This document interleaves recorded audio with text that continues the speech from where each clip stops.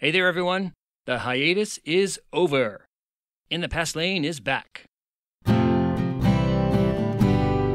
We, the people of the United States, in order to form a more to perfect huddled union, masses yearning to breathe Consider free. that we shall be as a city upon a hill. that all men and women are created equal. Give me liberty or give me death. Nobody's free until everybody's free. And the government of the people, by the people, for the people, shall not perish from the earth.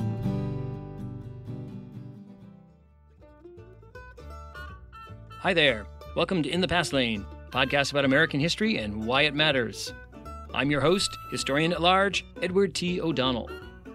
Here's what happened this week in U.S. history. On May 30th, 1942, 23-year-old Fred Korematsu was walking with his girlfriend on a street in San Leandro, California. A police officer approached, asked to see his papers, and then announced he had to come with him to the police station for questioning. Hours later, Korematsu was arrested for violating a federal law that mandated that all persons of Japanese ancestry voluntarily surrender to the government to be sent to internment camps. Just 6 months earlier, the United States naval base at Pearl Harbor, Hawaii, had been attacked by Japanese forces, plunging the United States into World War II.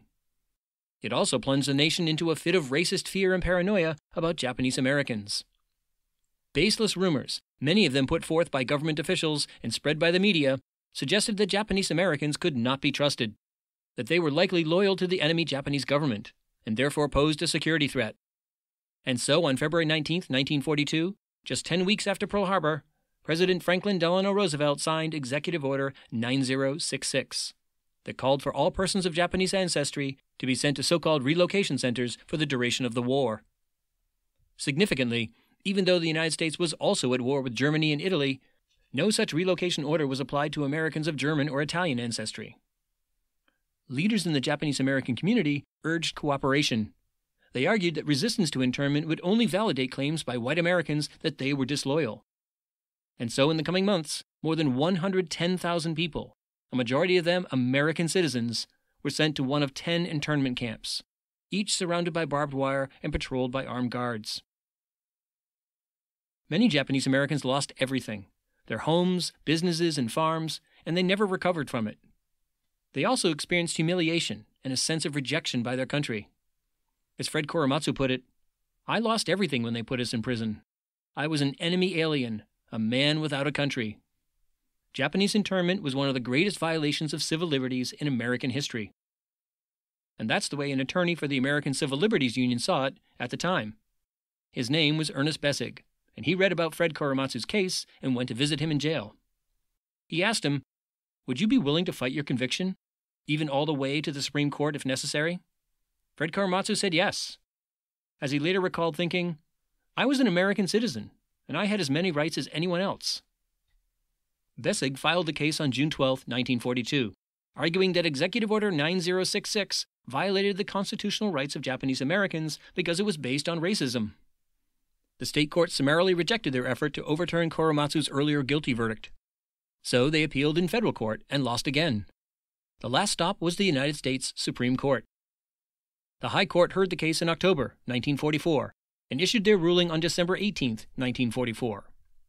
By a margin of 6-3, the majority rejected Fred Korematsu's appeal and upheld the constitutionality of internment, saying it wasn't motivated by racism, but rather by, quote, military necessity. While this decision was disappointing, the 3 dissenting justices had their say too, doubtless recognizing that this case, Korematsu versus United States, would one day be ranked with other ignominious Supreme Court decisions like Dred Scott and Plessy versus Ferguson. They took the opportunity to issue a blistering dissent. Justice Frank Murphy wrote, quote, "I dissent, therefore, from this legalization of racism. Racial discrimination in any form and in any degree has no justifiable part whatever in our democratic way of life." And Justice Robert H. Jackson concurred. He wrote, "The court for all time has validated the principle of racial discrimination in criminal procedure and of transplanting American citizens. The principle then lies about like a loaded weapon, ready for the hand of any authority that can bring forward a plausible claim of an urgent need." World War II came to an end the following year, and eventually Japanese Americans were released to begin the process of rebuilding their shattered lives. Fred Korematsu got married, found work as a draftsman, and fell out of public consciousness, a forgotten civil rights hero. In fact, he never told anyone about its experience, not even his children.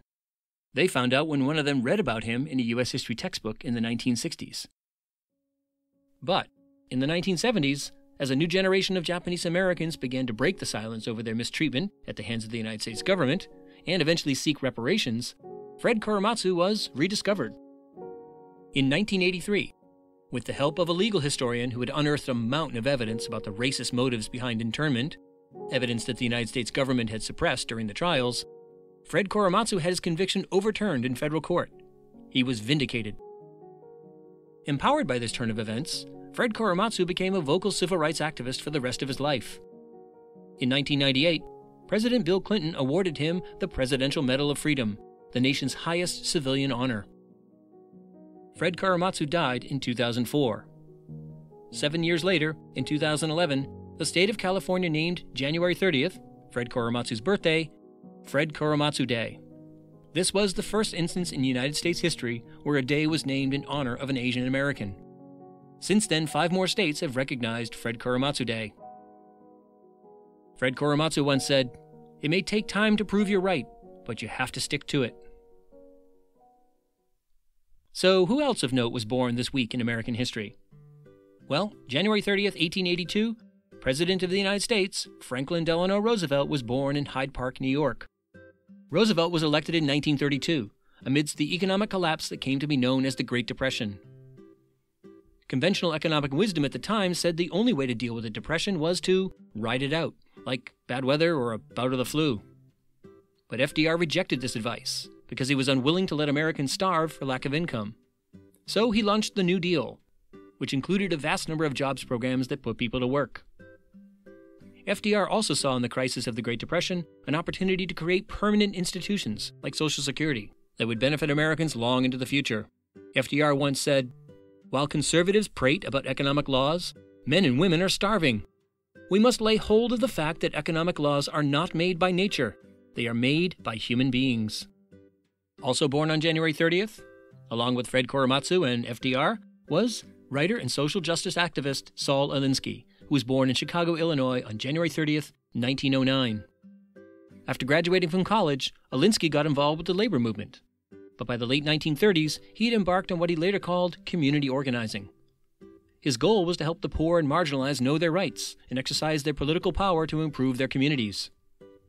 Alinsky's work became a model for progressive activists across the country. He eventually published Rules for Radicals, a book many consider a Bible of sorts for social activism. Saul Alinsky once said, "The first rule of change is controversy." January 31st, 1919, Hall of Fame baseball player Jackie Robinson was born in Cairo, Georgia. Robinson made history in 1947 when he became the first African American in the modern era to play Major League Baseball. Jackie Robinson faced a lot of open racism and opposition, and he once said, "I'm not concerned with your liking me. All I ask is that you respect me as a human being." February 1st, 1902, poet, novelist, and social activist Langston Hughes was born in Joplin, Missouri. Hughes became one of the leading figures in the 1920s and 1930s cultural flourishing known as the Harlem Renaissance. Here's a passage from one of his best-known poems, Let America Be America.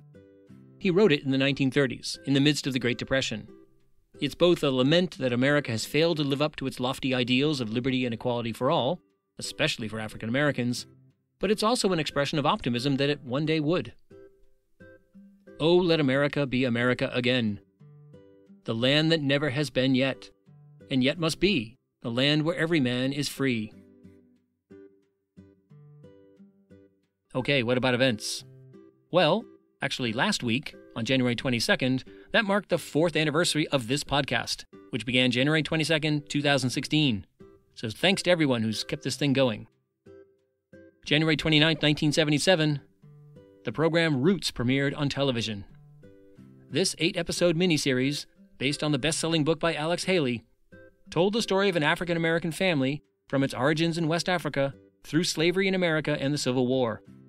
It drew a record TV audience. An estimated 140 million people, or about half the nation, watched the series. For many white Americans, it was their first exposure to a serious look at slavery.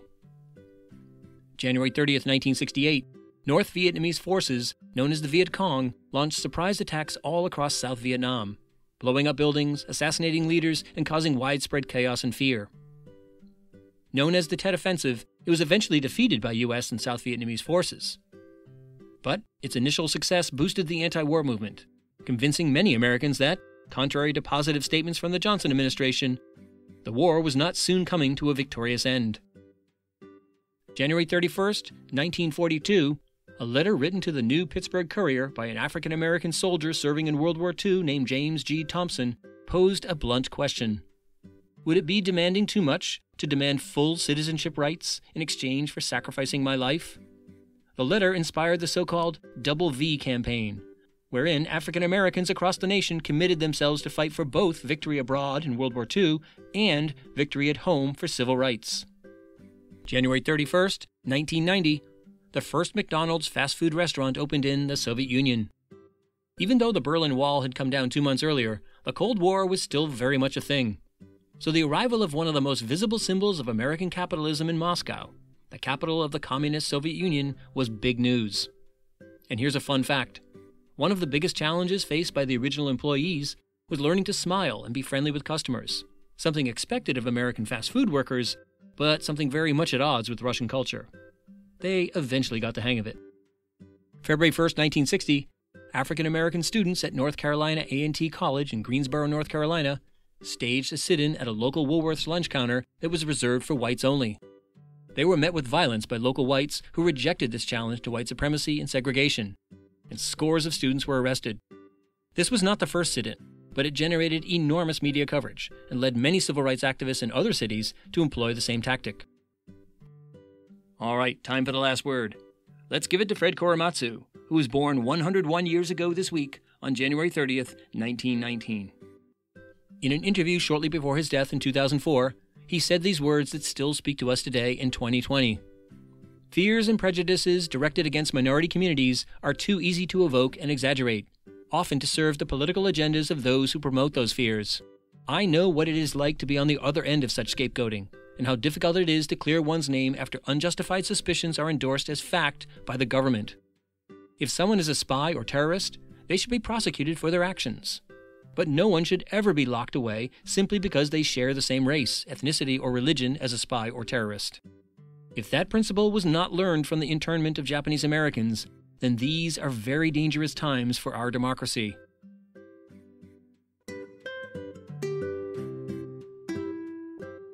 Well, that's going to do it for In the Past Lane this week. You can learn more about me and everything we talked about today at inthepastlane.com. And we can interact via social media.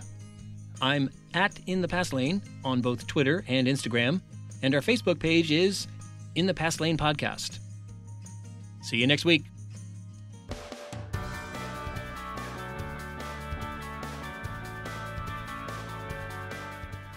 SBI, Snoring Beagle International.